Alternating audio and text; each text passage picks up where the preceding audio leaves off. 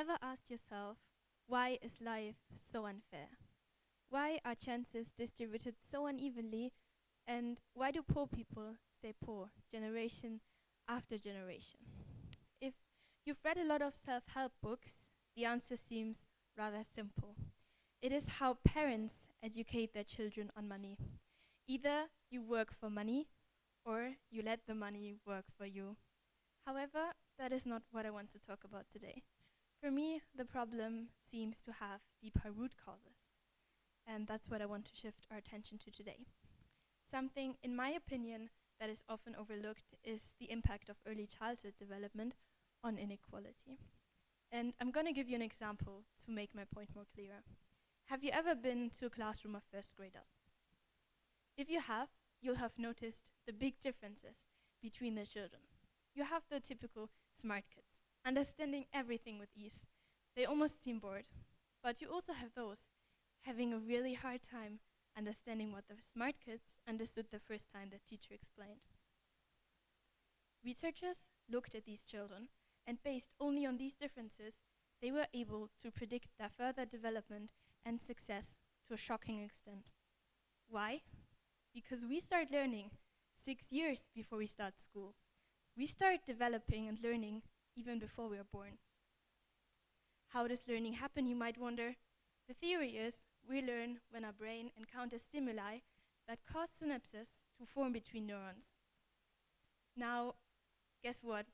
You also start building synapses and neuronal connections way before school. So if we look now at these children, the amount of neuronal connections they have is really different. And we need neuronal connections to know something. We need them if we try to connect the dots. And even if we want to learn something new, it helps to have them. But why am I complaining? I have to admit, I was one of those smart kids. I didn't need to study. I felt comfortable, and the system worked perfectly fine for me. I guess many in this privileged situation would be happy about it, but wouldn't really care. Later in life, however, I realized how hard it can be for others to define themselves in the system made for the privileged. Through my personal example. I grew up with my mother as a single child, and she was a single parent, and she did everything she could to give me equal, if not more chances, so we wouldn't lack anything in life. Later, my father came back and he had remarried. He's an immigrant, and so is my stepmother. I got half siblings. I really loved them. But this is the important part. I realized that they wouldn't have the same chances in life as I was given them. There are a few examples, but I had musical lessons. I had the privilege of learning to play an instrument. For them, this wasn't in the budget. I knew the language in my country, German, before going to kindergarten. For them, their parents didn't speak the language as their native tongue. How would they know? And I have to admit, for my father and my stepmother, it was really hard. They had to raise their children in a different society with way different standards. But here's the part. I got really frustrated because I didn't want my siblings to be left behind in society. So I took the role of trying to teach them how to speak the language, of reading to them, of, I don't know, going outside, advocating for them to go and learn how to ride the bike. Because in my opinion, that was really important. I changed their life, basically, but it also changed mine. I learned a lot through this. And one of the things I learned is that by doing a little in these first years, you can change a lot. Just by doing this little effort, you can change a child's life. And it really doesn't have to be much. Going outside is free. Playgrounds are free. Even some social centers are free, where children can thrive and take part in creative activities. I learned something else, or better, I realized, and that is a really big privilege in life, or the biggest privilege in life is not what you own, but rather the opportunities you are given. And I also became really interested in the topic, because I think it's absolutely fascinating how fast children learn. I did some research, and did you know that children find themselves in theta phase? I'm talking about brain waves. While adults normally function on alpha waves, children up until the age of 7 have theta phase. And adults only find themselves in theta phase while meditating, or between falling asleep and being awake. So there's a lot left undiscovered, but it has a relation with a subconscious.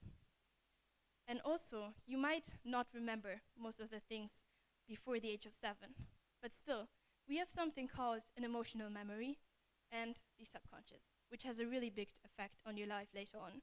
So early childhood is like a programming. It still affects you nowadays. I want to show you something. All of this in this red square is only the first year of life. I became really fascinated because humans are basically born with an undeveloped brain. And still, in the first years, the brain develops extremely fast. Newborns are born and can't even wrap their hands around their head because their head is so big compared to the rest of their body. But after 1 year, the brain or the head has doubled in size. By 3 years of age, it is 85% of the adult-sized brain. Now, it let me realize how important early childhood development actually is.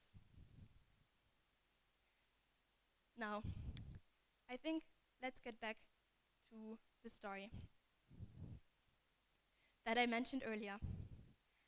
We have the smart kids and we have the not so smart kids. But what makes them different? Their experience in life before school.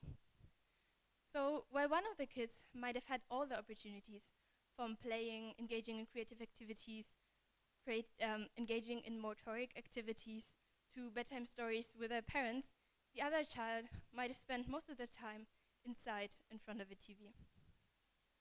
What is the difference? Researchers found that it is more important and more effective to learn through active mechanisms than passive ones.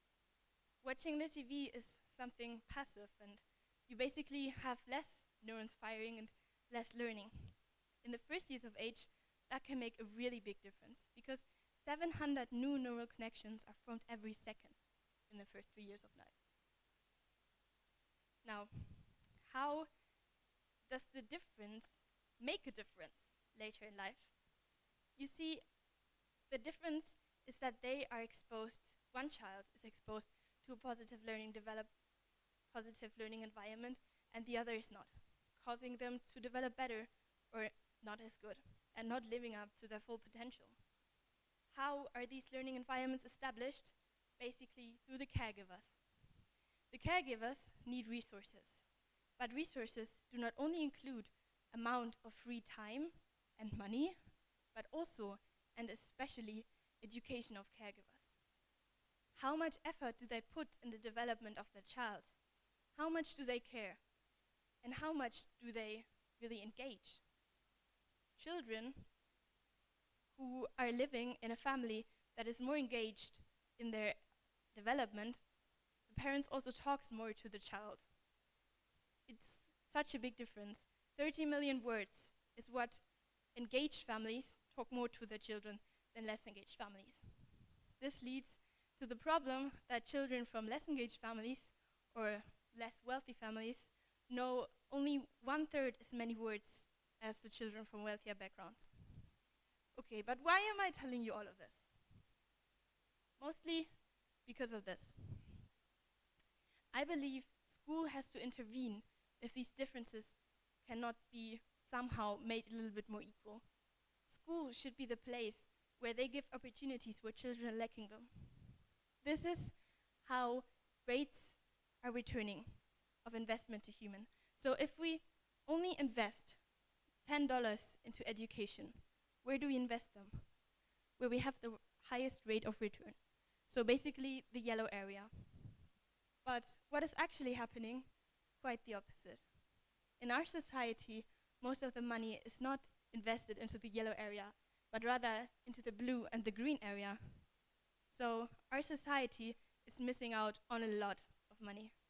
And it's less effective.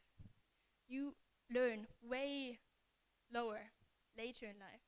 because in the first years, your brain develops really fast, and everything else is built onto this foundation. So in my opinion, what I really want you to understand is that we have to shift our thinking. We have to think more about early childhood development if we think about inequality. We have to start looking at this and start investing into the yellow area. So now, the only thing, if you take anything from this presentation, is that I want you to know we have to start looking at early childhood development if we want to start talking about inequality. I want us to give opportunities to children if they're lacking them. Just as I made a change in my sibling's life, you can do too. It doesn't take much. And let us no longer waste so much potential.